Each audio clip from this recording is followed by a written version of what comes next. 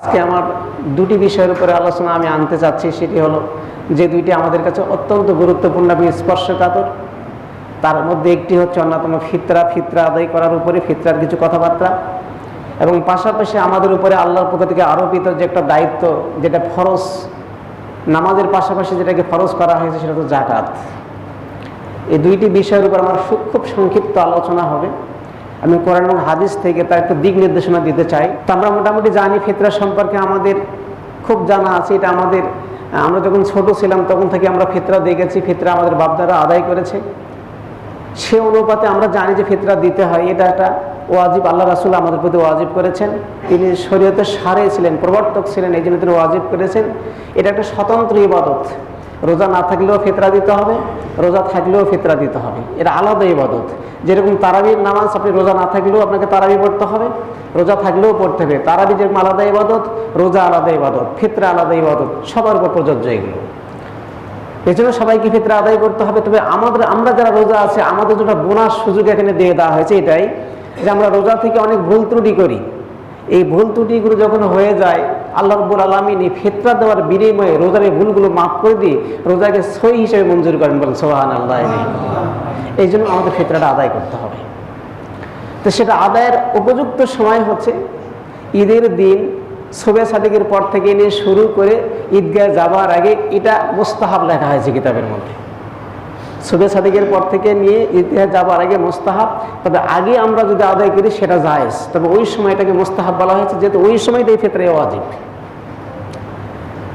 তা আমরা চেষ্টা করবো আগে আগে দেবার। সেই দিন আমাদের অনীহার কারণে, সময়ের স্বল্পতার কারণে, বিভিন্ন জটিলতার কারণে আমরা সেদিন আদায় করতে পারি না। মর্মেই আমাদের আগে থেকেই সচেতন হতে হবে এবং ফিতরা আদায় করতে হবে। কোনো অজুহাতে আমরা ফিতরা থেকে এড়িয়ে যাব না। যেহেতু ফিতরাটা শুধু আমার একার জন্য নয়, আমার উপরে যে এই দায়িত্ব আছে এইটুকু দিয়েই শেষ নয়, বরং ফিতরা দিয়ে অন্য উপকৃত হবে। আপনার ঈদটা ঈদে পরিণত হবে। আরেকজন ফিতরার সামগ্রী পেয়ে ঈদে আপনার সঙ্গে সম্মিলিত হবে, নামাজ আদায় করতে পারবে, তার একটা ভালো পোশাক পরতে পারবে, ভালো খেতে পেরে যে আনন্দ উদযাপন করবে, এটাই তো ঈদ। সুতরাং আমাদের মালে যে হক তাদের রয়েছে, হকটুকু তাদের হাতে তুলে দিয়ে আনন্দে সামিল করার নামই হচ্ছে যেহেতু ঈদ। এই কারণেই আমরা চেষ্টা করবো আগে আগে সবাই অত্যন্ত স্বতঃস্ফূর্তভাবে, কনজাস্টেড মাইন্ডের না হয়ে একটু উদারভাবে, মুক্তভাবে আমরা খুঁজে খুঁজে বাছাই করে তাদেরকে ফিতরাগুলো তাদের হাতে তুলে দিয়ে এই খুশিতে শরীক করতে চাই। আল্লাহ পাক যেন কবুল করেন। সকলে পড়ছে আল্লাহুম্মা আমিন। তো ফিতরা দেওয়া সম্পর্কে যদিও মতানৈক্য আছে, তারপরে আমি একটু মুক্তাসার সমাধান দিতে চাই। সেটি হলো, দান করার ব্যাপারে, ফিতরা দেওয়ার ব্যাপারে আল্লাহ রাসূল বিভিন্নভাবে অনুপ্রাণিত করেছেন। একটি হাদিস আমার মনে পড়ে, অবশ্য হাদিসটা সহিহ, কিন্তু রাবীর নাম আমার মনে নেই, খেয়াল নেই।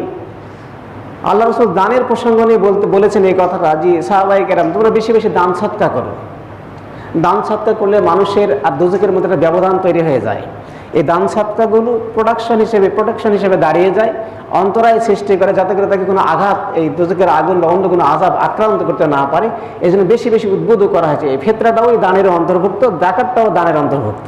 সেই কারণেই কিন্তু আমাদের বেশি বেশি দান করতে হবে। এই গুরুত্বপূর্ণ হাদিস শোনার পরে সাহাবায়ে কেরাম আল্লাহ রাসূলের কাছে অত্যন্ত বিনীতভাবে আহ্বান জানালেন, হুজুর, আমাদের সবার তো দান সদকা করার মতো অ্যাবিলিটি নেই, তাহলে আমাদের করণীয় কি? হুজুর বলছেন যে তোমরা যদি তোমাদের সামগ্রী না থাকে দান করবার মতো, তাহলে তোমরা তোমাদের শরীরটাকে খাটায়ও, অর্থাৎ পরের বাড়িতে কামলা দিয়ে হলেও, তোমাদের মুড বহন করে হলেও, কুলিগিরি করে হলেও, বৈধ উপায় অপর্জন করে সেখান থেকে তুমি কিছু খেয়েও আর কিছু আল্লাহর রাস্তায় দান করে দিও। বলেন সুবহানাল্লাহ। সত্য কথা খুবই, আমার কিছু নাই, তারপর আল্লাহ রাসূল বলেছেন যে তুমি তোমার শরীরটাকে খাটাবে, তুমি কিছু উপার্জন করবে, সেখান থেকে করে তুমি নিজেও খাবে, মানুষকেও দিবে সেখান থেকে কিছু, তাহলে এটা তোমার জন্য যথেষ্ট হয়ে যাবে। বলেন সুবহানাল্লাহ। এর পরিপ্রেক্ষিতে সাহাবায়ে কেরাম আবারও জিজ্ঞাসা, হুজুর, অনেকে তো অসুস্থ, সে নিজে কিছু করবে এই শক্তি সামর্থ্য যদি কারণ না থাকে, অনেকে অসুস্থতায় ভুগতেছে কিন্তু আর্ন করার খুব ইচ্ছা, তাহলে সেক্ষেত্রে সে কি করবে, তার করণীয় কি? হুজুর বললেন, সে যদি অর্থ উপার্জন করতে না পারে, সে যেন খারাপ কাজ থেকে বিরত থাকে আর উত্তম কথা বলে মানুষকে সাহায্য করে। বলেন সুবহানাল্লাহ। এটাও তার জন্য সদকা হয়ে যাবে। বোঝা গেছে তো কথা?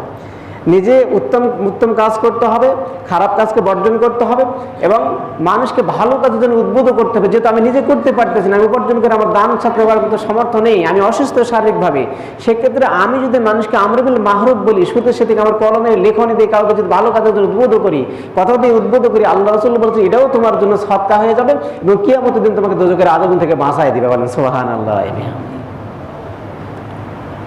বৃহস্পতি কত টাকা ফিতরা দেব, এই বিষয় নিয়ে আমরা দীর্ঘ আলোচনা করেছি। ইসলামী ফাউন্ডেশন বায়তুল মোকাররম মসজিদে তারা সিদ্ধান্ত নিয়েছেন তাদের বাজার দর অনুযায়ী, ঢাকার প্রচলিত বাজার অনুযায়ী 70 টাকা সর্বনিম্ন এবং ঊর্ধ্বে। যদি আমরা আটাটাই যেহেতু আমাদের দেশে বেশি প্রচলিত, এর উপরেই ফতোয়া আসছে মোটামুটি, এবং হাদিসের সহিহ হাদিসের রওয়ায়াত এরকম যে আটা, গমের আটা দিয়ে ফিতরা নির্ধারণ করা বলা হয়েছে। অনেকে যদিও প্রচলিত খাদ্য দিয়ে বলেছেন, কিন্তু এই মতটাকে বেশি প্রাধান্য দেওয়া হয়েছে বলেই আমরা অদ্যাবধি কিন্তু আটার উপরেই এই মশলাটা নির্ধারণ করেছি এবং করে আসতেছি এবং দিয়েও আসতেছি। তবে কেউ যদি আটার মূল্য বের করে সেই অনুযায়ী চাল কতটুকু হবে সেটাও দিয়ে দেন, তাও কিন্তু জায়েজ। সেই ক্ষেত্রে আমরা ইমাম সমিতি বসছিল গত শনিবার কিংবা রোববারে, আমি বসলাম, অবশ্য আমার সভাপতিত্বে সেটা হয়েছে, সাংবাদিকরা সেখানে উপস্থিত ছিলেন। আমরা বাজার যাচাই বাছাই করে দেখেছি যে 36 টাকা হিসেবে আমরা ভালো আটাটা পাচ্ছি। সেই ক্ষেত্রে 1 কেজি 650 গ্রাম আটার মূল্য হয় 59 টাকা। তো আমরা এটাকে 1 টাকা বাড়ায় 60 টাকা নির্ধারণ করেছি, অর্থাৎ সর্বনিম্ন রেট হলো আমাদের 7 টাকা, যেটা হয়তো আপনারা পেপারেও হয়তো আসছে আমাদের কথাটা, এরপরে আমরা মোবাইলে দিয়েছি, আপনারা সেখান থেকে হয়তো এর মধ্যে জেনে গেছেন আর কি। সর্বনিম্ন আমাদের ফিতরার রেট হলো 60 টাকা। এইটা আমরা সবাই দেব, ধনী বিশেষ করে যারা দরিদ্র শ্রেণীর মানুষ, মধ্যবিত্ত এবং খেটে খাওয়া মানুষ, তারা অবশ্যই এটা আমরা আদায় করার চেষ্টা করব এবং আগেই করব। আমরা কোনো অবস্থাতেই ঈদের পরে দেওয়ার চেষ্টা করব না। যদি কোনো মানুষ ঈদের আগে ফিতরা আদায় করতে নাও পারে, তাহলে সে যদি ঈদের পরে ফিতরা আদায় করে দেয়, তাও কিন্তু সেটা জায়েজ হবে, কিন্তু মুস্তাহাব হবে না এবং মাকবুল সদকা হবে না। সেই ক্ষেত্রে আমরা চেষ্টা করব ঈদের নামাজের আগে এটা পরিশোধ করবার জন্য। এখন বাকি কিছু কথা থেকে যায় এখানে, সেটি হলো আমরা যখন 60 টাকা বলে দিই, তখন পাইকারি হারে জনগণ মনে করে, যারা লক্ষ লক্ষ টাকার মালিক, কোটি কোটি টাকার মালিক, তারা এখন মনে করে আপনার থানা মসজিদের ইমাম সহ সকল মসজিদে ফতোয়া নির্ধারণ করা যে 60 টাকা আমাদের এলাকায়, সাপার, সগরা, নওগাঁ ডিস্ট্রিক্টে, তাহলে 60 টাকায় বোধ আমার জন্য এনাফ। না, এটা ঠিক নয়। বরং সেখানে আসছে শুধু আটা দিয়ে ফিতরা হয় না, ফিতরা হয় খেজুর দিয়ে। আল্লাহ রাসূল হাদিসের মধ্যে ইরশাদ করেছে, সে হাদিসটা আমার কাছে আছে। তো খেজুর দিয়ে ফিতরা নির্ধারণ করা হয়েছে, জব দিয়ে ফিতরা নির্ধারণ করা হয়েছে, এরপরে আপনার কিশমিশ দিয়ে ফিতরা নির্ধারণ করা হয়েছে, এরপরে আপনার পনির দিয়ে ফিতরা নির্ধারণ করা হয়েছে। এগুলো সব মানে আলাদা আলাদা মূল্য আছে। সেই হিসাবে কোনো ক্ষেত্রে মূল্য আসে 1000, কোনো ক্ষেত্রে 1200, কোনো ক্ষেত্রে 1500, কিন্তু পনিরের দাম সবচেয়ে বেশি হিসাবে বাজার মূল্য বর্তমানে পনির দিতে হয় 100 সমান হচ্ছে 3 কেজি 300 গ্রাম। 100 হচ্ছে আরবের ভাষা, 100 মানে আমাদের বাংলাদেশি 3 কেজি 300 গ্রাম পনির বা 300 গ্রাম খেজুর বা 300 গ্রাম কিশমিশ, 303 গ্রাম, মানে 3 কেজি 300 গ্রাম। তো এটার মূল্য বাজারদার হিসেবে আমরা যেটা দেখেছি, তাতে করে মোটামুটি কম বেশি 2310 টাকা মতো আসে বর্তমান বাজার অনুযায়ী। তাহলে বোঝা গেল যে শুধু মানে আমাদের যারা ধনী শ্রেণীর মানুষ, যারা অনেক আয় করেন, তাদের জন্য ফিতরা কিন্তু আসলে 60 টাকা নয়, বরং তাদেরকে ভাবতে হবে ফিতরাটা যেহেতু আমার অ্যাবিলিটি অনুযায়ী, আমার আয় অনুযায়ী নির্ধারণ করা হচ্ছে, আল্লাহ রাসূল নির্ধারণ করে দিয়েছেন, সেই ক্ষেত্রে আমাকে মোটামুটি আমার সামর্থ্য অনুযায়ী এটা বের করার চেষ্টা করতে হবে। তাই আমি মনে করি আমাদের যাদের খেজুর দেওয়ার সামর্থ্য আছে, তারা আমরা 3 কেজি খেজুর, 3 কেজি 300 গ্রাম খেজুরের মূল্য নির্ধারণ করব এবং মধ্যম খেজুর যেটা বাজারে, সেটা সবাই ক্রয়ের মাধ্যমে, ক্রয় ক্ষমতার মাধ্যমে এই খেজুরটাকে বের করে, তার মূল্য বের করে, হয়তো 1000-1200 হতে পারে, আমরা সেটা দিয়ে দেবো। এরপরে কিশমিশের দাম আরেকটু বেশি, 3 কেজি 300 গ্রাম কিশমিশ যেটা আসে মোটামুটি 1550 টাকা মতো আসতে পারে, আমরা সেইটা দিয়ে দেবো। এরপরে বাজার দর অনুযায়ী যাদের পনির আমার দেওয়ার সামর্থ্য আছে, 3 কেজি 300 গ্রাম, তার মোটামুটি মূল্য আসে মোটামুটি 2200-2300 টাকা, এইটা আমরা দেওয়ার চেষ্টা করবো। এটা হলো ফিতরার মোটামুটি নিসাব। আল্লাহ পাক যেন আজকের পর্যালোচনা থেকে ফিতরাকে ছোট করে না দেখে, আমরা মুসলমান, আমাদের ইমানি দায়িত্ব রয়েছে এবং এই ফিতরাতে গরিবের হক রয়েছে বলে আমরা যেন স্বতঃস্ফূর্তভাবে আমাদের অর্থ থেকে বের করে দিয়ে আমাদের রোজাকে নিষ্কলুষ এবং পবিত্র করতে পারি। পাশাপাশি তারা দুস্থ মানবতা, তাদের সেবায় এগিয়ে আসতে পারি। ঈদুল ফিতর যেন আমার জন্য নয়, সবার যে ঈদুল ফিতর হয়, এই আশা প্রত্যাশা ব্যক্ত করছি এবং আপনাদের সবার দীর্ঘায়ু কামনা করছি। আল্লাহ পাক যেন অন্তত সুস্থ থেকে সে ফিতর আদায়ের তৌফিক দান করে। সকলে বলছি আল্লাহুম্মা আমিন। আমি ফিতরে এতটুকু শেষ করলাম, মাসলায় যেতে পারলাম না, মোটামুটি একটু আলোচনা করা হলো ফিতরা সম্পর্কে। এর পরবর্তী যে বিষয়টা আমার আলোচনার বিষয়, সেটি হলো যাকাত। কথাটা খারাপ হলেও সত্য যে আসলে আমরা মনে করি নামাজ পড়েছি, দায়িত্ব শেষ হয়ে গেছে। যাদের হজ করার মতো সামর্থ্য হলো, তারা হজ করলাম, আমার দায়িত্ব শেষ বলে মনে করি। এরপরে রমজান মাস আসলে, শরীর ভালো আছে, রোজা করলাম, শেষ হয়ে গেল। কিন্তু আমি খুব আফসোসের সঙ্গে লক্ষ্য করেছি যে আমাদের সমাজে, বিশেষ করে বাংলাদেশের সকল স্তরের জনগণের মধ্যে যে বিষয়টি, যে আমলের বিষয়টি মানে প্রচণ্ড অভাব, সেটি হলো জাকাত বিষয়। জাকাতটাকে আমরা মানে কোনোভাবেই আমাদের সঙ্গে ইনক্লুড করতে চায় না, জাকাতটাকে বের করতে চায় না। যারাও জাকাত কিছু আদায় করি, আমি দেখেছি, আমি প্রত্যক্ষদর্শী, আপনারাও দেখেছেন যে কিছু শ্যামাই চিনি মানে অপরিকল্পিতভাবে কিনলাম, কিনে মানুষের মধ্যে বিতরণ করে মনে করলাম জাকাতের দায় থেকে বোধহয় আমি অব্যাহতি পেলাম।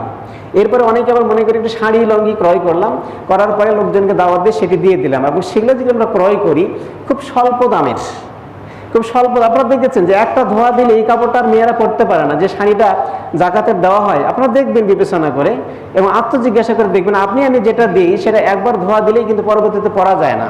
তার মানে বোঝা গেল যে আমি অনীহা সহকারে একটু পরিচিতি লাভ করবার জন্য আমি একটু দানবীর জাকাত আদায় করলাম।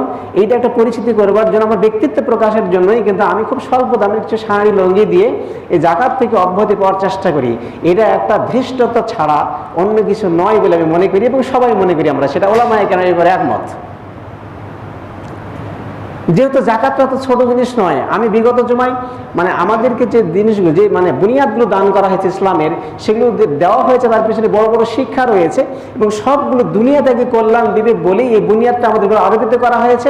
এর উপরে মুক্তাসারি কিছু কথা বলেছি, সেই ধারাবাহিকতায় জাকাতটা আজকে এসে গেছে। আসলে জাকাতটা খুব ব্যাপক জিনিস।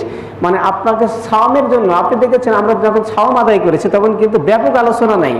83, 84, 85 এই 3-4টি আয়াতের মধ্যেই সাওম সীমাবদ্ধ, সেখানে কিছু নির্দেশনা দিয়ে দেওয়া হয়েছে। হজ্জের ব্যাপারে খুব সীমিত আয়াতে কারিমা নাজিল করে হজ ফরজ করা হয়েছে। কিন্তু আপনি জানেন, আপনি দেখেছেন যে জাকাতটাকে এত ব্যাপকভাবে আলোচনা করা হয়েছে। ব্যাপকভাবে আলোচনা করতে গিয়ে আল্লাহ নিজেই বুঝাইছেন যে আকিমুস সালাত ওয়া আতুজ যাকাত।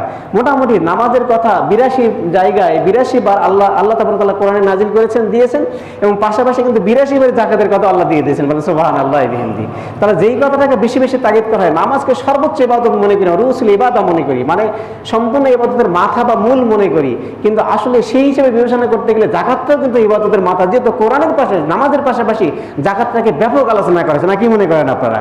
কিন্তু আসলে এই আলোচনাগুলো থেকে আমরা সরে থাকতে চাই, বিভিন্ন কারণে সরে থাকি উদ্দেশ্য প্রণীতভাবে। আসুন আমরা কোনো দিকে তাকাবো না। আমরা মোটামুটি যেহেতু জাকাতকে আল্লাহ ফরজ করেছেন, আমাদের কল্যাণের জন্যই করেছেন, এবং নামাজের পাশাপাশি জাকাতটাকে সর্বোচ্চ গুরুত্ব দেওয়া হয়েছে। এই জন্য আমাদের মাল থেকে জাকাত বের করে আমাদের সম্পদকে নিষ্কলুষ আর পবিত্র রাখতে হবে।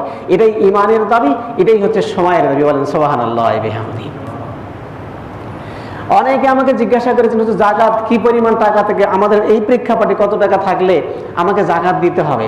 পর্যালোচনা করে আমি নওগাঁ সমিতির ওনাদের সভাপতি যিনি ছিলেন এবং ফাউন্ডেশনে যারা দায়িত্ব পালন করছেন তাদের সঙ্গে আমি কথা বলেছি, এবং পাশাপাশি আমাদের সাপাহারের চাঁদির মূল্য বাজার দর আজকেও যাচাই করেছি, বিগত দিনেও যাচাই করে যেটা আমরা পেয়েছি সর্বতভাবে, সেটি হলো আমাদের কাছে যদি বর্তমান প্রেক্ষাপটে বাজার দর অনুযায়ী 63,000 টাকা থাকে হালাল হাওল, অর্থাৎ বছরের শুরু থেকে নিয়ে শুরু করে এই পর্যন্ত, বিশেষ করে রমজান মাসে যেহেতু আমরা জাকাত আদায় করি, এটাই কিন্তু আমাদের প্রবণতা, টেন্ডেন্সি। আর বিশেষ করে এই মাসটা যেহেতু পবিত্র এবং বেশি গুরুত্বপূর্ণ, এই মাসটাকে আমরা সর্বাধিক মূল্য দিই বলেই আসলে এই মাসে আমরা জাকাত বের করি। সব ঠিক আছে, আমরা এই মাসে জাকাত বের করব, কিন্তু এটার শর্ত হলো কি হালাল হাওল। বিগত রমজান থেকে শুরু করে নিয়ে এই রমজান পর্যন্ত আমার খাওয়া পড়া, আমার পারিবারিক কাজকর্ম আঞ্জাম দেওয়া, আমার চিকিৎসা, সব কিছু মিলে আমি ব্যয় করতেছি। করার পরে দেখা গেল কি আজকে জাকাত বের করতে এসে আমার হাতে এখনো বর্তমানে 63,000 টাকা আছে। যদি এই অর্থটা আপনার আমার কাছে থাকে, তাহলে আপনি নিশ্চিত মনে করবেন ফাঁকি দেওয়ার কোনো সুযোগ নাই। আল্লাহ আপনার প্রতি জাকাত ফরজ করেছেন। বলেন সুবহানাল্লাহি ওয়া বিহামদিহি। তো আজকের আমরা যারা মুসল্লি আছি, এখানে উপস্থিত আছি, এবং আমাকে দিয়েও আমি কথাটা বলতে চাই, আমিও যদি আমার সম্পদের হিসাব করি তাহলে কিন্তু আমার মনে হয় আমিও জাকাত থেকে বের হয়ে যেতে পারি না বলে আমারও খুব বিশ্বাস হচ্ছে, যদিও আমি হিসাবটা করি নাই। তো আমরা যারা এখানে আছে, আমি যাদের মুখগুলো দেখতে পাচ্ছি, আমি কিন্তু দেখতে পাচ্ছি আপনারা কিভাবে চলেন, কিভাবে খান, আপনার চাকরি কি, আপনার আয় কত, এটা কিন্তু আমি বুঝতে পারতেছি, আপনারা নিজেরাও বুঝতে পারতেছেন। এই জন্য আপনি আজকে বাসায় যাবেন এবং আপনি গবেষণা করবেন যে আসলে আমার 1 বছর পরিমাণ যে খরচ করলাম, করার পরে আসলে এই 63,000 টাকা যেটা, সেটা আসলে ঘাটতি হয়েছিল না, মোটামুটি এরকম অ্যাভারেজে ছিল এবং আজ পর্যন্ত আছে। যদি অ্যাভারেজে আপনার 63,000 টাকা থেকেই থাকে, তাহলে বাজার দর অনুযায়ী প্রচলিত মূল্যে আপনার উপর জাকাত ফরজ। মেহেরবানি করে এটার প্রতি অত্যন্ত অত্যন্ত গুরুত্ব সহকারে আপনি বসবেন এবং আপনার সম্পদ কত জমা হলো, কিভাবে জমা হলো, এই ব্যয়টাকে এক জায়গায় করে আপনি এখান থেকে শতকরা 2.5 টাকা হিসাবে জাকাত আদায় করবেন। এইটা আমার বিনীত আহ্বান আপনাদের প্রতি। এই কারণেই যে এখানে গরিবদের হক আছে, গরিবদের প্রতি আমাদের ইহসান নয়, অনুগ্রহ নয়, এটা তাদের দাবি, তারা এই সম্পদ থেকে পাবে, এই হক আল্লাহ তাদের দিয়ে দিয়েছেন। বলেন সুবহানাল্লাহি ওয়া বিহামদিহি। সবাই আমরা মানে এ ব্যাপারে নিয়ত করতে চাই, যেহেতু এই বিষয়টা আমাদের কাছে আমরা খুব নেগলিজেন্সি দেখাই, এই বিষয়ে আসলে আমাদের অলসতা উদাসীনতা বেড়ে যায়। আমি তখন ফুতুয়া খুঁজতে থাকি, আমার তো ব্যাংকে এই লোন নেওয়া আছে, ব্যবসা করতে এই সিসি লোন নিয়েছি, এই অনেক কিছু হাবি জাবি ইত্যাদি দেখায় আমি মনে করতেছি কাভার করতে চাই, যাতে করে আমাকে ওই আওতায় পড়তে না হয়। মানে এটাকে জরিমানা মনে করা হচ্ছে আর কি। আমরা বর্তমান সমাজে জাকাতকে জরিমানা মনে করছি। এই কারণেই কিন্তু আল্লাহর পক্ষ থেকে এই অনাবৃষ্টি আসে। মানুষ যখন জাকাত বন্ধ করে দেয় তখন আল্লাহ রহমতের বৃষ্টি বন্ধ করে দেয়। আমরা চাই, আলেমরা চাচ্ছে, আমিও চাচ্ছি, জাকাত দিচ্ছে না কিন্তু আল্লাহর কাছে আমি চাচ্ছি আল্লাহ বৃষ্টি দাও। আল্লাহ কেন আমার দোয়াতে বৃষ্টি দিবেন? কারণ আমি ইমাম মানুষ, আমি তো জাকাত বের করি না। আমার তো জাকাত যদি ফরজ হয় আমি তো সেটাকে তাল বাহানা করে গোপন করার চেষ্টা করি। তাহলে আমার মতো ইমাম যদি আল্লাহর কাছে পানির জন্য বৃষ্টির জন্য প্রার্থনা করে আর আমি জাকাত দিলাম না, তাহলে আমার দোয়া তো কবুল না হওয়ারই কথা। এটাই তো স্বাভাবিক। এরকম লক্ষপতি আছে আলেম পৃথিবীতে, অনেক কোটিপতি আলেম পৃথিবীতে এই বাংলাদেশেও আছে, তারা কিন্তু পানির জন্য দোয়া করতেছে, নিজেরা জাকাত আদায় করতেছে না। সুতরাং এই কারণেই আল্লাহ বৃষ্টি বন্ধ করে দিয়েছে। মনে রাখবেন, যতক্ষণ পর্যন্ত আপনি এই জাকাত না দেবেন স্বতঃস্ফূর্তভাবে, ততক্ষণ পর্যন্ত আল্লাহ পাক বৃষ্টি দিবেন না। আপনি হয়তো বলবেন তো বৃষ্টিতে বহাল তবিয়তে সময়ের মতো ঠিক মতো হচ্ছে, এটা আপনার আমার জন্য হয় নাই। এই বৃষ্টি আল্লাহ আমার মুখ থেকে দেন নাই, আপনার মুখ থেকে দেন নাই, বরং আল্লাহর যেগুলো মাখলুক আছে, পশু পাখিরা আল্লাহর কাছে পানির জন্য দোয়া করে, গাছগুলো আল্লাহর কাছে পানির জন্য দোয়া করে, সবাই আল্লাহর মুখাপেক্ষী। এই সব মাখলুক যখন আল্লাহর মুখাপেক্ষী পানির জন্য প্রার্থনা করে, তখন আল্লাহ আপনারা আমার মতো বদদিন কমিনের দিকে তাকান না, এই সৃষ্টি মাখলুকের দিকে তাকায় আল্লাহ বৃষ্টি দিয়ে মনে করেন যে আমার দোয়াতে বৃষ্টি হয়ে গেছে, বলে নাউযুবিল্লাহি মিন যালিক। কিন্তু আসলে তা নয়। আসুন জাকাত আমাদের আদায় করতেই হবে। জাকাত সম্পর্কে আমি অনেক আয়াতে কারিমা দেখেছি, আজকে অনেক কারিমের মধ্যে কিছু আমি নোটও করেছি, সময়ের স্বল্পতার কারণে এসব কিছু বলতে পারতেছি না। ব্যাপক আলোচনা আসছে কোরআনে, প্রায় 3.5 থেকে 4 ঘন্টা আমি পড়েছি বিভিন্ন তাফসীর আর হাদিস। আমি তো এই বিষয়ে দেখলাম যে ব্যাপক আলোচনা। তার মধ্যে আল্লাহ, আমরা মনে করি জাকাত সম্পর্কে বোধহয় আসলে যত সামান্য আলোচনা কোরআনে আসছে, কিন্তু না, 82 জায়গায় আল্লাহ জাকাত সম্পর্কে বলেছেন এবং তার ভাবধারাগুলো এরকম পড়েছি। আমি তার কিছু আপনাদের সদয় অবগতির জন্য আমি জানাতে চাই। আল্লাহ রাব্বুল আলামিন মুজাম্মিল, সূরা মুজাম্মিলের 20 নম্বর আয়াতে বলেছেন যে ওয়া আকিমুস সালাত ওয়া আতুজ যাকাত ওয়া আকিরুল্লাহ করদান হাসানা। আল্লাহ বলছে তোমরা নামাজ আদায় করার পাশাপাশি জাকাত আদায় করো, ওয়া আকিরুল্লাহ করদান হাসানা, আল্লাহকে উত্তম কর্জ দাও। আল্লাহ চাচ্ছেন উত্তম কর্জ। আল্লাহকে দেওয়ার অর্থ হচ্ছে মানুষকে দিতে হবে। কারো প্রয়োজন বিপদে পড়ে গেছে, চিকিৎসার জন্য টাকার দরকার, আমরা যখন কেউ মানে আমাদের কাছে আসে তখন আমরা সুযোগ গ্রহণ করি যে একটু এই সুযোগে তার কাছ থেকে কিছু আদায় করার দরকার। আমরা সুদ খাই যে ভাই আমার কাছে তো টাকা নাই, আমার স্ত্রীর কিছু টাকা আছে, তো একটু এইভাবে দিতে চাচ্ছে না, তখন দায় পড়ছে আমার চিকিৎসার দরকার, তো বলো ঠিক আছে আমার 5,000 টাকা দেন, আমি আপনাকে 7,000 টাকা দেবো, তারপর আমার চিকিৎসার দরকার। এইভাবে খুব কৌশল করে আমরা কর্জে হাসান হিসেবে চালাই দিতে চাই, দিয়ে মনে করি আমি আপনাকে কিছু দিয়ে উপকার করলাম।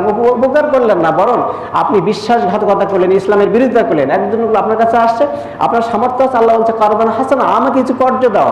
আল্লাহ বলছে আমাকে কর্জ দাও, এর অর্থ হচ্ছে আমার গরিব মানুষ, আমি তাকে সৃষ্টি করেছি, গোটা পৃথিবী আমার কাছে একটা পরিবারের মতো। আপনি যদি তাকে কিছু দিয়ে সাহায্য করতেন, তার চিকিৎসার পথ সুগম করতেন, তাহলে সেই টাকাটা তাকে দেওয়া হতো না, বরং আমি আল্লাহ রাব্বুল আলামিন আমার কুদরতি হাত থেকে তোমার কাছ থেকে নিয়েছি, এটাই প্রমাণ হয়ে যেতে পারেন। সুবহানাল্লাহ। এরপরে আল্লাহ তাবারক তাআলা সূরা তাওবার 103 নম্বর আয়াতে বলেছেন, আল্লাহ বলেছেন হে রাসূল খুয বিআমওয়ালিকুম, তাদের কাছ থেকে আপনি সম্পদগুলোকে গ্রহণ করুন, সাদাকাতান, এই সদকা হিসাবে, দান হিসাবে, জাকাত হিসাবে। কেন গ্রহণ করবেন? তুতাহিরুহুম ওয়া তুযাক্কিহুম, এটাকে গ্রহণ করে আপনি তাকে পাক পবিত্র করবেন এবং পরিষ্কার পরিচ্ছন্ন করবেন। এই লোককে পরিষ্কার পরিচ্ছন্ন করবেন, তার মালকে পবিত্র করবেন। এই জন্য খুশবি আমওয়ালিকুম, তাদের কাছ থেকে সম্পদগুলো গ্রহণ করে আপনি বিতরণ করতে থাকুন। ওয়াসল আলাইহিম, এবং তাদেরকে আপনি পবিত্র করতে থাকুন এরই মধ্য দিয়ে, এই জাকাতের মধ্য দিয়ে, দানের মধ্য দিয়ে। এটা সূরা তাওবার 103 নম্বর আয়াত আল্লাহ বলেন। এরপরে সূরা বাকারা 83 নম্বর আয়াত আল্লাহ আবারও বললেন ওয়াকুলিন নাস হুসনা, আর মানুষের সঙ্গে আপনি ভালো ব্যবহার করতে থাকুন, হোসনা, ভালো সদাই আচরণ করতে থাকুন। আর কি করুন? আকিমুস সালাত, নামাজ আদায় করুন, ওয়া আতুজ যাকাত, আর যাকাত দিতে থাকুন। মানে যেখানে নামাজের কথা আসছে আল্লাহ সেখানে যাকাতটাকে ঢুকাই দিয়েছেন, বলে সুবহানাল্লাহ বিহামদিহি। কিন্তু আমরা যখন ওয়াজ করি তখন যাকাতের কথাটুকু বাদ দিয়ে গেলে সালাত বলে আমরা মনে করি নামাজ না পড়ে কোনো গতি নাই। আপনি এই কথা নিশ্চিত থাকেন যে আপনি হাজারো নামাজ পড়েছেন, নামাজ পড়ে আপনার কপালে দাগ পড়ে গেছে, অনেক কিছু করেছেন, যাকাত আদায় করেন নাই, আপনি অবশ্যই পবিত্র হতে পারেন নাই। এই নামাজ আপনাকে ঠেকাইতে পারবেন আল্লাহর আযাব থেকে, যেহেতু আপনি নামাজের পাশাপাশি বড় একটা দায়িত্ব ছিল যাকাত আদায় করতে পারেন নাই বলেই আপনাকে অবশ্যই এই যাকাতের কারণে জাহান্নামে পৌঁছে দেওয়া হবে। নাউযুবিল্লাহি মিন যালিক। এরপরে সম্পর্কে আল্লাহ রাব্বুল আলামিন সূরা ইমরানের 82 নম্বর আয়াতে আবার 92 আয়াতে বললেন লান তানালুল বিররা হাত্তা তুনফিকু মিম্মা তুহিব্বুন। খুব আক্ষেপ করে আল্লাহ বলেন লান তানালু, কখনোই লান তানালুল বিররা, মানুষ কখনোই কল্যাণ লাভ করতে পারে না। লান নফি জিহাদ বলান দরফেল মুস্তাকবিল, আপনারা যে আরবি বোঝেন, লাম ব্যবহার হয় এই কারণেই, কখনোই মানে অবশ্যই না, দৃঢ়তার সঙ্গে কথা বোঝাবার জন্য লাম দিয়ে বাক্য শুরু করেন। এই জন্য লাম দিয়ে আল্লাহ বলছেন লাম তানালুল বিররা, কখনোই মানুষ কল্যাণ লাভ করতে পারে না, অবশ্যই কল্যাণ লাভ করতে পারে না, হাত্তা তুনফিকু, যতক্ষণ পর্যন্ত ব্যয় না করেছে, মিম্মা তুহিব্বুন, যা তার প্রিয় জিনিস সেটা কি, অর্থাৎ সম্পদই আমার কাছে প্রিয় জিনিস। আল্লাহ যেখানেই আল্লাহ সান্নিধ্যের কথা বলেছেন সেখানে আমওয়ালিকুম আনফুসিকুম, দুইটা কথা বলেছেন। আনফুসিকুম আমওয়ালিকুম কিন্তু বলেন না, আলেম ওলামা এখানে আছেন, আগে আমওয়ালিকুম ও আনফুসিকুম, আগে সম্পদের কথা আল্লাহ বলেছেন, সম্পদ দাও আমার রাস্তায়, তারপরে জীবন দাও। আগে সম্পদ, তারপর জীবন। সম্পদ না দিলে কোনো কিছু করতে পারবেন না, সম্পদ না দিলে আপনার ঘোড়া কিনতে পারবেন না, সম্পদ না হলে আপনার অস্ত্র কিনতে পারবেন না, সম্পদ না হলে আপনার পেটে খাদ্য থাকবে না। এই জন্য সম্পদ আপনাকে এস্টাবলিশ করতে হবে, সম্পদ দান করতে হবে, এরপর আপনার জীবন নিয়ে আপনাকে ওই পথে নেমে যেতে হবে। এই জন্য যেখানেই আল্লাহর সান্নিধ্যের কথা বলেছেন সেখানে আমওয়ালিকুম আনফুসিকুম বলেছেন। এরই ধারাবাহিকতা আল্লাহ বলেছেন যে যেই জিনিসটাকে তুমি সবচেয়ে বেশি ভালো, তার মানে সম্পদকে তুমি বেশি ভালোবাসো, সুতরাং এই সম্পদ যতক্ষণ পর্যন্ত ব্যয় না করতে পেরেছো ততক্ষণ পর্যন্ত লাম তানালুল বিররা, কখনোই তোমার কল্যাণ লাভ করতে পারো না। অমা তুনফিকু, আল্লাহ পরে বলছে অমা তুনফিকু মিন শাইইন, আর তোমরা যা ব্যয় করো, কি উদ্দেশ্য নিয়ে ব্যয় করো, ফা ইন্নাল্লাহা বিহি আলিম, আল্লাহ এই বিষয়টাকে অবশ্যই ভালো জানেন। তুমি কি লোককে দেখাবার জন্য দিচ্ছ না অন্তরের গভীর থেকে দান করছো, আল্লাহ ভালো জানেন। সুতরাং তোমার প্রিয় জিনিসকে তোমার কল্যাণের জন্য, আল্লাহকে সন্তুষ্ট করবার জন্য অবশ্যই তোমাকে ভালো জিনিসটা, তোমার প্রিয় জিনিসটা আল্লাহর রাস্তায় ব্যয় করতে হবে। এরপর আল্লাহ তার সাপেক্ষে আরো একটি আয়াত নাজিল করলেন, সূরা মুনাফিকের 9 নম্বর আয়াত। আল্লাহ এখানে বলছেন ইয়া আইয়ুহাল্লাযিনা আমানু, হে ঈমানদারগণ, লা তুলহিকুম আমওয়ালুকুম ওয়ালা আওলাদুকুম আন যিকরিল্লাহ, বলছেন যে হে ঈমানদারগণ, লা তুলহিকুম, তোমাদের জন্য ধ্বংস করে না দেয়। কি ধ্বংস করে না দেয়? আমওয়ালুকুম, তোমাদের সম্পদ। আনফুসাকুম আল্লাহ বলেন নাই, আওলাদুকুম আগে বলেন, আগে কি বলছে? আমওয়ালুকুম, তোমাদের সম্পদ তোমাদের জন্য ধ্বংস করে না দেয়। আর কি? ওয়ালা আওলাদুকুম, তোমাদের সন্তান সন্ততি তোমাদেরকে যেন ধ্বংস করে না দেয়। আন যিকরিল্লাহ, আল্লাহর মানে জিকির থেকে, আল্লাহর জিকির থেকে তোমাদেরকে বিমুখ করে না দেয়, ধ্বংস করে না দেয়। যদি ফামাইয়া ফাল জালিকা ফাউলাইকা হুমুল খাসিরুন, যদি এই সম্পদ তোমার বিপদের কারণ হয়, তোমাকে তোমার মনকে তোমার মানে জাগ্রত করতে না পারে, তোমাকে উদ্বুদ্ধ করতে না পারে, তাহলে অবশ্যই এই সম্পদ আর সন্তান তোমাকে ক্ষতিগ্রস্তের মধ্যে ফেলে দেবে, এতে কোনো সন্দেহ নাই। সুতরাং এগুলোর প্রতি তোমার আকৃষ্ট হওয়া যাবে না, বরং তুমি স্বতঃস্ফূর্ত হয়ে আল্লাহর প্রেমে উদ্বুদ্ধ হয়ে তোমার সম্পদকে আর সন্তানদেরকে দ্বীনের কাজে লাগাতে থাকো। বলেন সুবহানাল্লাহ ওয়া বিহামদিহি। এরপর আল্লাহ রাব্বুল আলামিন সূরাতুল বাকারার 110 নম্বর আয়াতে এর সম্পর্কে আরো একটা আয়াত কারিমা নাযিল করে জানায় দিলেন যে আকিমুস সালাত, তোমরা নামাজ কায়েম করতে থাকো, আতুজ যাকাত, এবং যাকাত প্রদান করতে থাকো। আমা তুকাদ্দিমু লিআনফুসিকুম মিন খায়র তাজিদু ইনদাল্লাহ, আল্লাহ বলছে আমা তুকাদ্দিমু, আর তোমরা অগ্রে যা প্রেরণ করে থাকো, লিআনফুসিকুম, তোমাদের নিজেদের জন্য আগে যা পাঠায় থাকো আল্লাহর কাছে, মিন খায়র, সেটাই ভালো, তাজিদু ইনদাল্লাহ, সেটা আল্লাহর কাছ থেকে তোমরা অবশ্যই ফিরে পাবে। তার মানে পৃথিবীতে যাকাত দান সদকা তুমি যা তোমার নফসের জন্য আগে আল্লাহকে দিয়ে দিবে, আর তুমি মরে যাবে, আল্লাহ রাব্বুল আলামিন তোমার কাছে পুনরায় সওয়াব আকারে প্রেরণ করে দেবে। বলেন সুবহানাল্লাহ ওয়া বিহামদিহি। এই হলো মোটামুটি সংক্ষিপ্ত আকারে আমাদের এই মানে যাকাত সম্পর্কে কিছু কথা।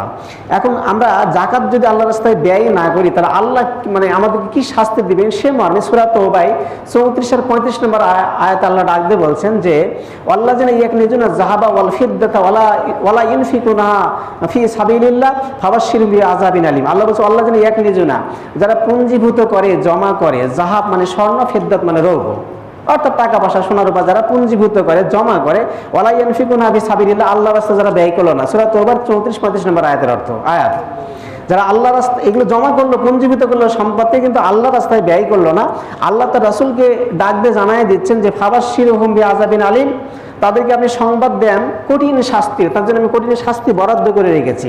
কি শাস্তি বরাদ্দ করে রেখেছি? ফাতুকুয়া বিহা জিবাহুহুম, এই সম্পদগুলিকে কি করা হবে? ফাতুকুয়া, উত্তপ্ত করা হবে, জাহান্নামের আগুনের মধ্যে উত্তপ্ত করা হবে। করে কি হবে? জিবাহুহুম, তাদের চেহারা অর্থাৎ কপালের মধ্যে ছাপ দেওয়া হবে।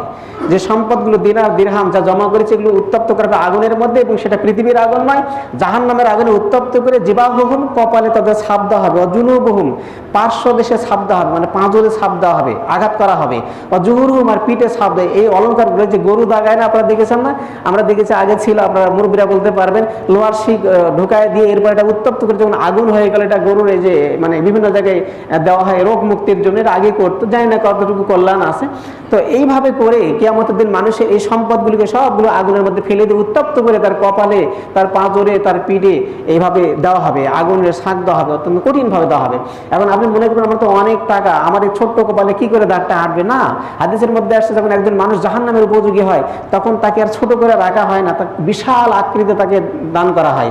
বিশাল আকৃতি দান করতে গিয়ে হাদিসের মধ্যে আসছে তার ঠোঁটগুলোকে অনেক পুরু করা হয়, কয়েক গজ তার ওঠগুলোকে পুরু করে দেওয়া হবে, অনেক লম্বা করা হবে তার শরীরটাকে, যেন তার এই মানে শাস্তিগুলোকে তাকে বেশি বেশি দেওয়া যেতে পারে এবং বেশি বেশি শাস্তিগুলো সে আস্বাদন করতে পারে। এই জন্য বড় শরীর, একটা জাহান্নামী মানুষকে বড় শরীরের আকৃতি দান করে তাকে এর উপরে টর্চারিং করা হবে এবং শেষ সুবাদে এই সম্পদগুলিকে জমা করে আগুনে উত্তপ্ত করে তার কপালে মানে দাগ দেওয়া হবে, পাঁজরে দাগ দেওয়া হবে এবং তার পিঠে দাগ দেওয়া হবে। তাকে কি বলা হবে? ফাজুহু, তোমরা এই স্বাদগুলো গ্রহণ করতে থাকো, মা কিন্তু তাক নিজুন, যা তোমরা পৃথিবীতে জমা করছিলে এই স্বাদগুলো আজকে ভোগ করতে থাকো, আল্লাহ রাস্তায় দেওয়া নাই।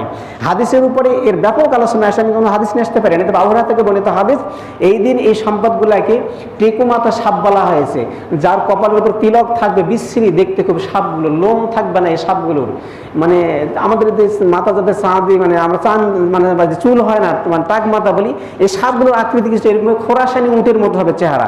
এটা মিশকাত শরীফের হাদিস, বুখারী এবং নাসাই শরীফের মধ্যে আসছে। রাউই হচ্ছে আবু হুরায়রা, উনি বর্ণনা করেছেন আল্লাহ রাসূল বলেছেন এই সাপগুলো, মানে এই সাপগুলো দুই মুখা হবে, সাপগুলো দুই মুখ, একটা ধরবে কানের এই জায়গাতে নিচে, লতির নিচে এই গোশতে, আর একটা ধরবে এই মুখ এই দিকে দিয়ে অত্যন্ত তীব্র আকারে কামড়াইতে থাকবে এবং তাকে বলবে আনা মালুক আনা কানজুগা, আমি তোমার ওই সম্পদ, ওই জাতি পৃথিবীতে জমা করে রাখছিলে, আজকে আল্লাহ পাক তোমাকে শাস্তি দেওয়ার জন্য আমাকে নিয়োগ করেছে, বলে নাউজুবিল্লাহি মিন যালিক। এই সাপ সম্পর্কে আল্লাহ রাসূল বলেছেন যে এই সাপটা যদি পৃথিবীর কোনো এক কোনায় দাঁড়িয়ে পৃথিবীতে একটা নিঃশ্বাস ফেলতো তাহলে কিয়ামত পর্যন্ত পৃথিবীটা পুড়িয়ে তামা হয়ে যেত। আজ পর্যন্ত কিয়ামত পর্যন্ত একটা তৃণও জন্মার শক্তি পাত না, যেহেতু মাটিটাই পুড়ে তামা হয়ে যেত। এত বিষাক্ত সাপ দিয়ে আল্লাহ পাক কিয়ামতের দিন যারা যাকাত আদায় না করে তাদের শাস্তির বিধান রেখেছেন, বলে নাউজুবিল্লাহি মিন যালিক। আরো লম্বা আলোচনা হাদিসের মধ্যে আসছে, আমি সেই দিকে যেতে পারতেছি না, সময়ের স্বল্পতা। এখন এই জাকাতগুলো আমরা ব্যয় করবো কোন রাস্তায়, কিভাবে? জাকাত ব্যয়ের খাতটাকে আমাদের জেনে নিতে হবে। জাকাত ব্যয়ের খাত সম্পর্কে আল্লাহ রাব্বুল আলামিন সূরা তাওবার 60 নম্বর আয়াতে বলেছেন, কি বলেছেন? আল্লাহ বলেছেন যে ইন্নামাস সাদাকাতু লিল ফুকারা, এটা হক হচ্ছে সবচেয়ে জাকাত পাওয়ার উপযুক্ত ব্যক্তি হচ্ছে ফকির। ফকিরকে মানুষ ফুকারা কারা? মানে যাদের কিছুই নাই, এখন কি খাবে বাসায় গিয়ে এটাও যাদের নেই, একেবারে নিঃস্ব ব্যক্তি যারা, এখনকারই খাবার যাদের নেই সোজা কথা, তারা ফকির, সংক্ষিপ্ত সংজ্ঞা। তাদেরকে এই কোরআনের ভাষায় ফকির বলা হচ্ছে, 1 নম্বর। 2 নম্বর অল মাসাকিন, মিসকিন। মিসকিন কাদের? এক সন্ধ্যা খাবার আছে, পরিধেয় বস্ত্র আছে, ছিঁড়ে গেলে কিনতে পারবে না, এটা সে জানে, আর এক সন্ধ্যা খেতে পারবে, এতটুকু তার খাওয়ার মজুত আছে, এদেরকে বলা হয় মিসকিন। এক সন্ধ্যার পরে সে কি খাবে নিজেও জানে না, তিনি মিসকিন, কোরআনের সংজ্ঞা এটা। 3 নম্বর হলো আমিলিন, মানে কাদেরকে আপনি জাকাত দিতে পারবেন, দুইটাই গেল, একটা হচ্ছে ফকির, একটা মিসকিন। 3 নম্বর কি বলেছে? আমিলিন, মানে জাকাত আদায়ের কর্মচারী যারা। আমাদের বাংলাদেশে যত জাকাত আদায়ের কর্মচারী নাই, সরকারিভাবে ব্যবস্থাপনা ওইরকম নাই, বিদায় এটা রহিত হয়ে গেছে। আমিলিন মানে যারা জাকাত আদায় করে তাদেরকে দিতে হবে।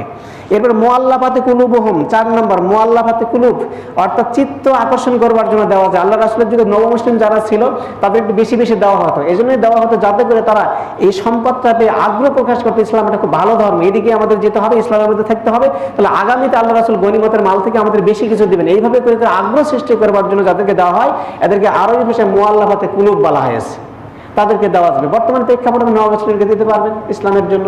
বা একজন ইমানদার মুসলমান, তার ইমানটা খুব যুবথুবি ইমান, ভালো কাজ করতে পারে না, তার মানে সন্দেহ দূর হয় না ইসলাম সম্পর্কে, তাকে আপনি বুঝায় উদ্বুদ্ধ করবার জন্য সেখান থেকে তাকে কিছু দিতে পারবেন। এটা কি আজ করে মশলাটা বের করা হয়েছে আর কি।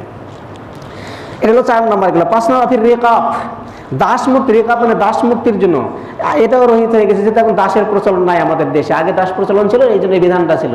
দাস থেকে মুক্তি হওয়ার জন্য মুকাতেব তার সঙ্গে চুক্তি করেছে তার মালিকের সঙ্গে যে আমি এত টাকা দিতে পারলে, মালিক তাকে বলেছে এত টাকা দিতে পারলে তোমার মুক্ত করে দেওয়া হবে। এখন এই লোকটা অসহায় হয়ে গেছে, কোত্থেকে দিবে টাকা? তখন এই লোকটাকে জাকাতের টাকা দিয়ে স্বাবলম্বী করে তার ওই ঋণটাকে পরিশোধ করে থেকে বের হয়ে আসবার জন্য যেটাকে দেওয়া হয় এটাকে রেকাব বলা হয়েছে, দাস মুক্তির জন্য দেওয়া যাবে। এটা হচ্ছে 5 নম্বর। 6 নম্বর হল গরিমিন, ঋণগ্রস্ত। যাদের ঋণ আছে পরিশোধ করতে পারতেছেন। আমাদের সমাজে অনেক ব্যক্তি আছে ঋণগ্রস্ত। আমরা মনে করি কি আমরা সামান্য কিছু দিয়ে আমার দায়িত্ব শেষ করি, কিন্তু না, জাকাত এই জন্য আসে নাই, বরং জাকাত এসেছে দারিদ্র্যের মূল উৎপাদন করবার জন্য। একটা লোক স্বাবলম্বী নয়, সে চুরি করে, তারপরে ছিনতাই করে, রোড ছিনতাই করে, কারণ তার অভাব। আপনি যা দাম তার দিয়ে তা মিটে না, এই জন্য কি করতে হবে, তাকে বেছে বের করে তাকে একটা পুঁজি তৈরি করে দেবে, জাকাতের মাল দিয়ে। ভাই এই দিলাম তোমাকে, ধরেন যে 10,000 টাকা দিয়ে দিলাম, এইখান থেকে 2,000 টাকা তোমার পরিবারের জন্য খাবার কিনবে, আর 8,000 টাকাটা পানের দোকান করে বসে তুমি সেখান থেকে ব্যয় করার চেষ্টা করবে। এইভাবে করে তাকে স্বাবলম্বী করার নামই হচ্ছে জাকাত, নাকি মনে করেন আপনারা?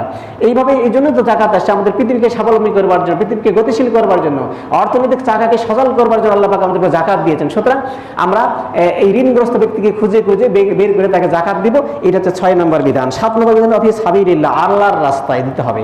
আল্লাহর রাস্তায় কি জিহাদ হবে, আপনি সেখানে অস্ত্র সামগ্রী ক্রয় করে দেবেন, ঘোড়া ক্রয় করে দেবেন, বা এইভাবে করে কেউ আল্লাহর রাস্তায় জিহাদ করতেছে লেখনের মধ্যে দিয়ে। জিহাদ মানে আমরা জিহাদকে ভুল বুঝি। আজকে অনেক দল বের হয়েছে, ইসলামী দল, এরা যে কি পড়ে কি মাথায় কি নিয়ে লেখাপড়া করে আমি কিছু বুঝি না। স্পষ্ট ভাব জিহাদের অর্থ হচ্ছে প্রচেষ্টা করা, ইসলামকে কায়েম করবার জন্য, ইসলামকে স্বস্থানে অবস্থান করবার জন্য, রাখবার জন্য আপনার আমার প্রচেষ্টা, সেটা জিহাদ। জিহাদের অর্থ তরবারি দিয়ে মারামারি করা নয়। এরা মনে করে মুসলমানদের মাথা ফাটে দিয়ে ওরা জিহাদ করবে, তাবলীগরা মারামারি করে দিয়ে ওরা জিহাদ করতেছে, ইসলামী দল আলাদাকে মারামারি করে দিয়ে মানে জিহাদ লাগিয়ে দিয়ে ওরা মারামারি করে বুঝতেছে আমরা জিহাদ করতেছি। বাংলাদেশে অনেক ইসলামী দল বের হয়ে ওরা এখন আন্দোলন করতেছে, ওরা রাষ্ট্র দখল করবে, ওরা জিহাদ করতেছে। কার বিরুদ্ধে জিহাদ করবে? ওরা ভুল বুঝার যে সমাজ এখনো রয়ে গেছে, কিন্তু বের হয়ে আসতে হবে। জিহাদের অর্থ প্রচেষ্টা করা। আমি কিছু লিখি, আমার একটা বই বের করতে, আমার টাকা পয়সা নাই, ইমাম সাহেব বলে হুজুর লেখেন, আমি আপনাকে কিছু অর্থ দিচ্ছি, জনগণের উপকার হবে, এটা হলো ফি সাবিলিল্লাহ। আমাকে কিছু অর্থ দেওয়া হলো, আমি লেখার কাজে অগ্রসর হয়ে যাচ্ছে, এটাকে বলা হচ্ছে জিহাদ ফি সাবিলিল্লাহ। এই খাতে আমাকে আপনাকে ডোনেট করে মানে আমার বই লেখার ব্যাপারে আমাকে স্বাবলম্বী করতে পারেন, এটা জাকাত ব্যয়ের খাত, ফি সাবিলিল্লাহ। এবং অনেক কিছু আছে, আমি একটা উদাহরণ দিলাম মাত্র। এটা হলো 7 নম্বর। আর 8 নম্বর আপনার সাবিল, মুসাফির যারা চলে যাচ্ছে। আমি যদি ধনী হয়, কিন্তু আমি এমন জায়গায় চলে গেছি, সেখানে বাড়িতে আমার ধন আছে, সেখানে নাই, সেখানে আমার অর্থের প্রয়োজন, আমি কিছু চেয়েছি আপনার কাছে, আপনি আমাকে জাকাতের মাল থেকে দিয়ে ওই বিপদ থেকে বের হওয়ার ব্যবস্থা করে দিতে পারেন। এটা হলো ফি সাবিলিল্লাহ। এই 8টা হলো জাকাত ব্যয়ের খাত, জাকাত ব্যয় করা যাবে। এক নম্বরে কি ফকির, 2 নম্বরে মিসকিন, 3 নম্বরে জাকাত আদায়কারী কর্মচারী, 4 নম্বরে মুআল্লাফাতে কুলুব মানে চিত্ত আকর্ষণ করবার জন্য, 5 নম্বরে মানে দাস মুক্তির জন্য, 6 নম্বর হচ্ছে ঋণ থেকে ঋণ মুক্ত করবার জন্য, 7 নম্বর হচ্ছে আল্লাহর রাস্তায়, 8 নম্বর হচ্ছে যারা মুসাফির। এই 8টা খাতে জাকাতের অর্থকে আমরা ব্যয় করতে পারবো। ইচ্ছা করলেই জাকাতের অর্থ আপনি এদিক সেদিক দিতে পারবেন না। এই 8টা খাতে ব্যয় করবার জন্য আল্লাহ আমাদের উদ্বুদ্ধ করেছেন। আল্লাহ পাক যেন এই 8টা খাতকে যাচাই করে আমাদের জাকাত বের করে তার উপরে এগুলো বিতরণের তৌফিক দান করে। সকলে বলছে আল্লাহুম্মা।